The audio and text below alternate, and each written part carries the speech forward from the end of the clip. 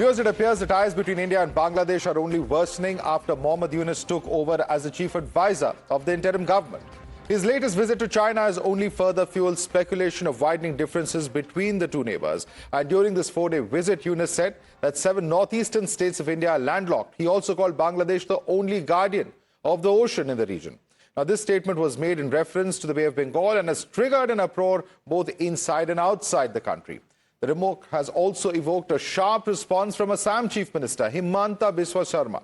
Calling the remarks offensive, he strongly condemned Yunus, claiming that such statements reflect long-standing agendas and deeper strategic considerations. However, this remark has also armed the opposition back in India, who are now calling this a sign of a failed foreign policy where India is now antagonizing its own neighbors.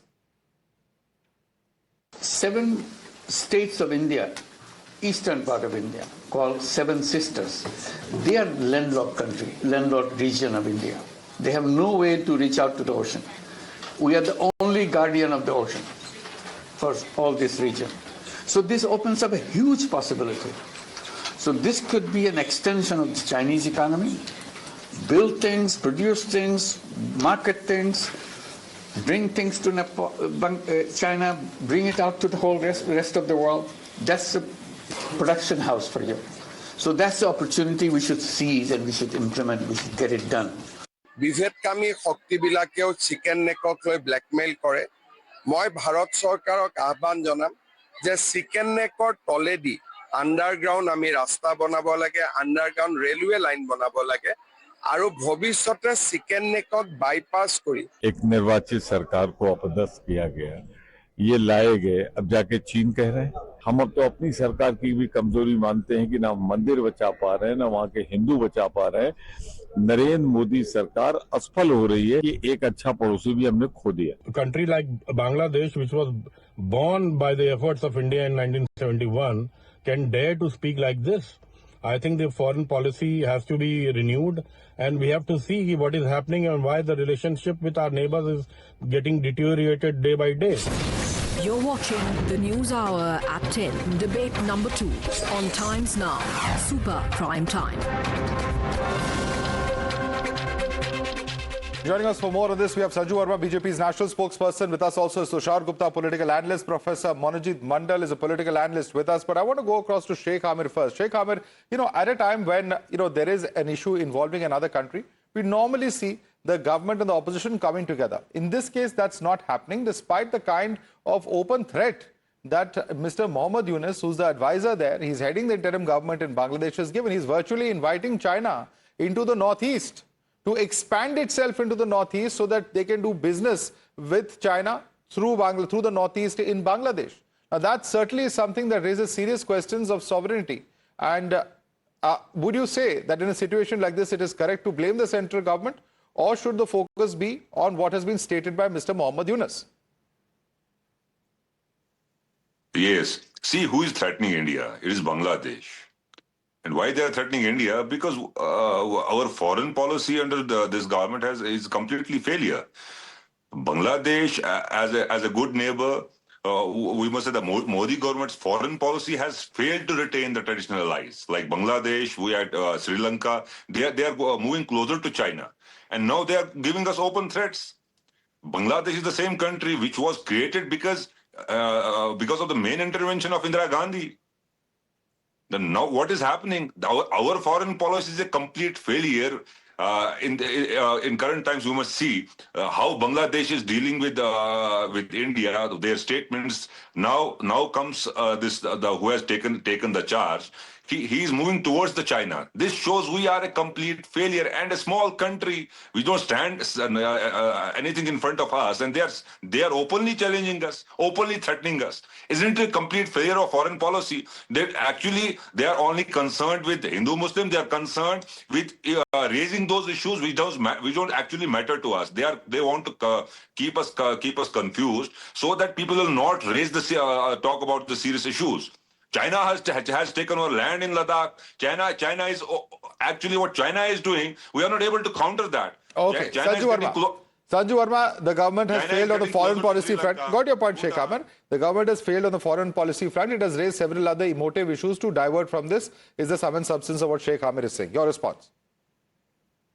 You know, Madhav, I do not even wish to dignify what the Congress panelist has to say about India's foreign policy, but since this is a debate, I must voice my opinion as BJP's national spokesperson without any fear or fervor, and I have this to say. Today, the IMF last week has said that thanks to Prime Minister Narendra Modi's structural reforms, India's GDP is a phenomenal $4.3 trillion, and in the next few months, we will overtake Japan to become the world's fourth largest economy at $4.4 trillion plus. And the IMF says, contrary to the Modi government's own assumption about overtaking Germany in 2027, India is likely to overtake Germany in 2026 itself to become the world's third largest economy at $4.9 trillion plus. So the first argument that I have to make is that India is an economic giant. Now let us look at Bangladesh.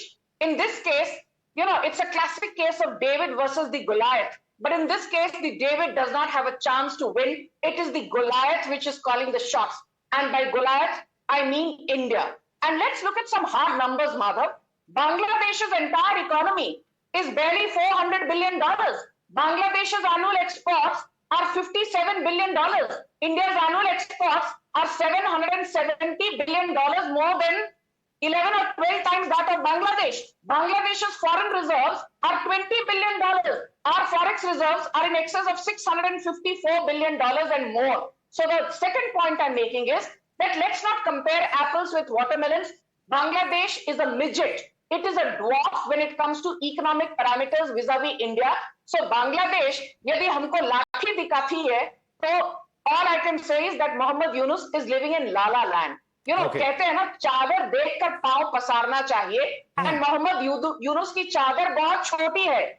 उनको unsolicited सलाह है कि अपनी चादर देखिए और उस हिसाब से अपने पांव पसारिए. You know, why this is very significant, and I want to come in now on this, is that, you know, Professor Monijit Mandal, we have seen individuals such as Sharjeel Imam speak this kind of language. You know, it's a language that many would say that, you know, only, you know, people of a certain ideological bent would speak. You know, breaking down chicken's neck, you know, dividing the Northeast from the rest of mainstream India. These are questions that many would say are ideological in nature and, you know, are representing an extreme ideology, and that is reflected in what Muhammad Yunus is stating.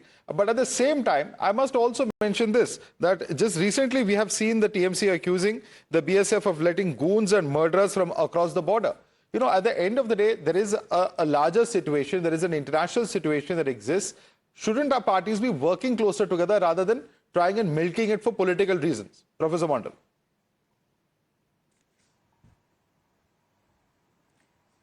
I think a responsible political party that I support, All India Trinamool Congress, will always support the government of India on these foreign policy issues. But you have to take us on board.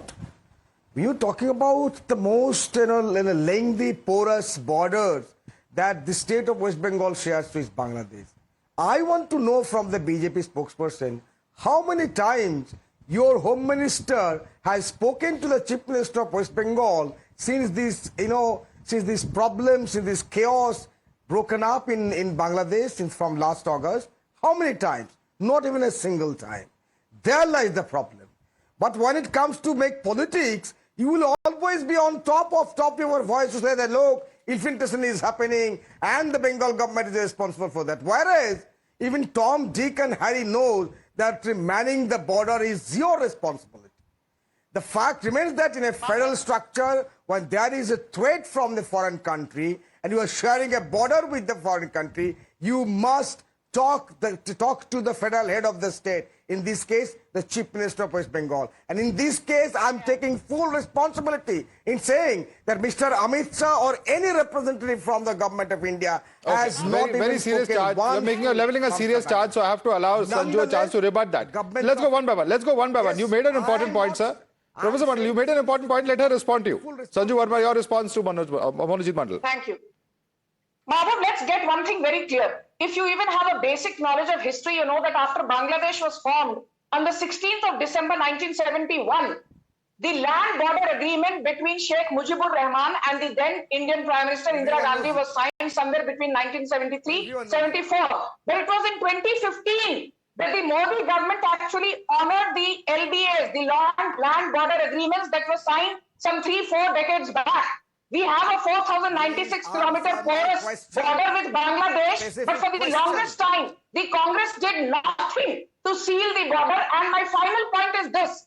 In 2016, when the Modi government gave BSF additional powers to man 50 kilometers on either side of the border, Mamata Banerjee stood in arms against the Modi government saying, BSF ko adhik sattar additional powers kyun diye gaye hain? This is the same Mamata Banerjee, despite the Union Home Ministry issuing a notice saying that if you are aware of infiltrators, please inform. One moment, yes. What are you going on hurting Mohammed Mandal? Can you shut up? No, let's no personal comments. No, that's not right. Sanju, that's not right. Everyone is getting their chance to speak. Please, let's go one by one. Let's be civil to each other. Let's be civil to each other, please. Yes. Professor Mandal, please. Well, a national spokesperson of the biggest political party, and that's the language that he used on TV. I pity you, madam. No side debates. Professor Mandal, I have said as much. No side debates. Let's talk about the issue. This is much too important an issue at stake. We should all be standing together as citizens. And the serious question over here, Professor Mandal, remains that, there is an ideological perspective that is represented in this kind of mindset of cutting the northeast of India apart from mainland India.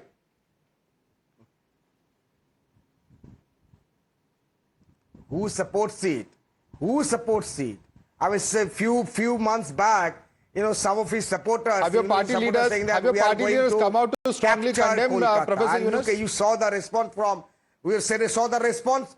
You did not even know. Mamata Banerjee challenged in the floor of the assembly during the winter. Did you report that? But look at her response. She did not even answer my question. She was politicking. This is not even making politics. So please, let's not do this. I'm requesting both of you, Professor Mandal, Sanju Verma. We have limited time. There is no time for a personal side debate. Please, let's not do this. This is a much too important an issue. Let me come across to Tushar Gupta. Tushar Gupta, you have the Tipra Mota Party chief Pradyut Manikya. Now, he's suggesting breaking up of Bangladesh to undo the historical wrong, and that ostensibly he's referring to Chittagong port being given to Bangladesh, where there is a large tribal population and it's not very far from the border of Tripura. While that may be a bit extreme, is it the case that India has been a little too lenient when it comes to Bangladesh? For instance, in the current controversy, there's no official statement of the government that has come out. Good evening, Madhav. Madhav, let's talk facts. While I respect the ambition of all those who think that the Bangladesh as a nation can be broken up into pieces, I respect that ambition. Let's get into what's real and before us. A decade ago, the same sentiment was being echoed from the corridors of Pakistan with respect to CPEC, that how it will bypass India and the Chinese will get a direct access to the Arabian Sea, and that's like a $60 billion project. A decade later, CPEC is dead. The Chinese do not have the access they wanted. Gwadar as an economic powerhouse has completely failed, and we've seen the uprising in Balochistan. Number two, I really urge the members of the opposition, those who are questioning India's foreign policy, that for the love of God, please pick up a world map. Bangladesh trade routes, its oceanic trade routes depend on India. Today, if India wants, it can easily block Bangladesh in the Bay of Bengal, as it did to East Pakistan in 1971. Where will the Bangladeshis then get their supplies from? They can't get it from the north because that is where India is. Point number three. Now we are talking about strategic interest of India as a nation. Tomorrow, Madhav, if the government was to use Article 3 and convert the chicken neck into a union territory, where Professor Monojit Mandal and the TMC be with the center that yes, we have to take care of the chicken neck in the larger interest of the security of the nation, let it be converted into a UT. Will they be standing with the government then? My only simple point is that a lot of noise has been made by Pakistan on the similar lines, that we'll break through Kashmir and we'll get Chinese to have direct access to the Arabian Sea. They failed.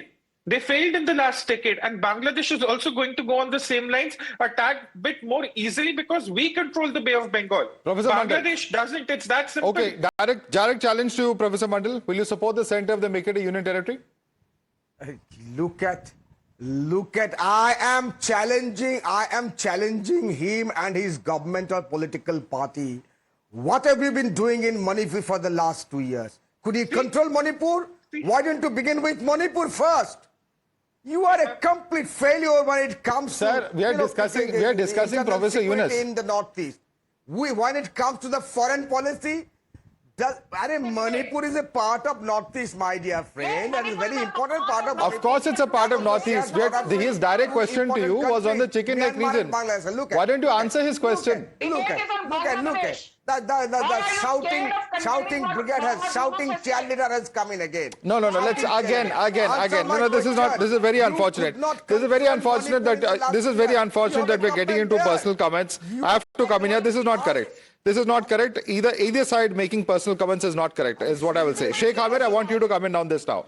Would you or your party support the proposal, as Tushar has mentioned, to make the chicken's neck a union territory, to protect it from any such designs or evil designs that may be from any of our neighbors? No, let's not be political. When it comes to nation, what government needs to do, they need to reassess their diplomatic approach and economic engagements. And making a chicken neck a union territory, same I would say what they are doing in Manipur.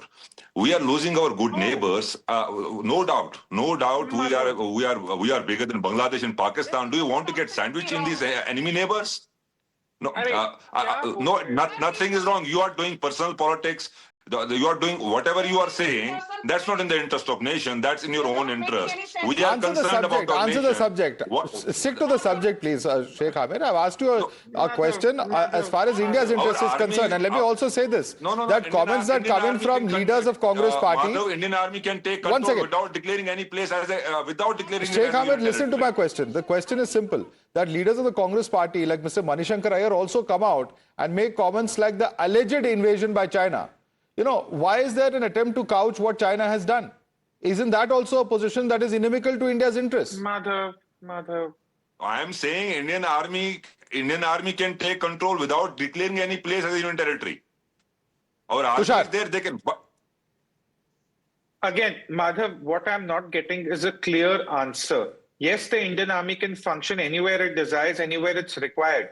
But if purely for strategic interests and for better administration directly under the Ministry of the Home Affairs, if a part of Bengal was to be converted into a union territory, why does Mr. Mondal do not answer that? Will he support the decision of it being converted into a UT?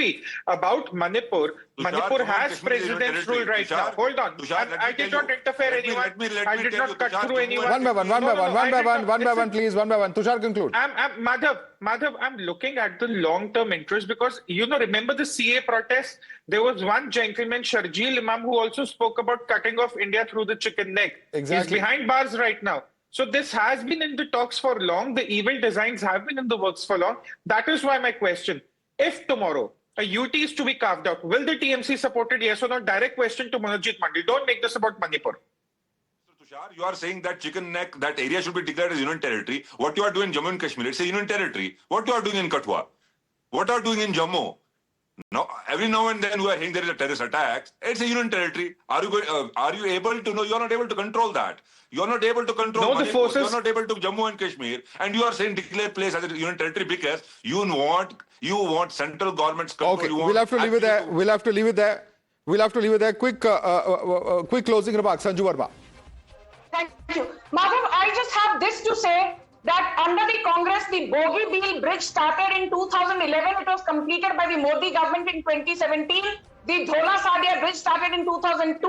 It was completed by the Modi government in 2018. We had the first railway line on broad gauge connecting Barak Valley in the southernmost tip of Assam with Tripura in 2015. Okay. 65 years after Assam was formed. So the infrastructure revolution in the Northeast is a testimony to what Modi government is doing. We don't All need right, lessons we'll have to from leave the it there. Congress. We'll have to leave it there. Sanju Verma, completely out of time on this debate. Sanju Verma, Tushar Gupta, Professor Manojit Mandal, Sheikh Hamir. I'd like to thank all of you for joining us. In fact, Sanju Verma stays with us for debate number 3 on the show this evening.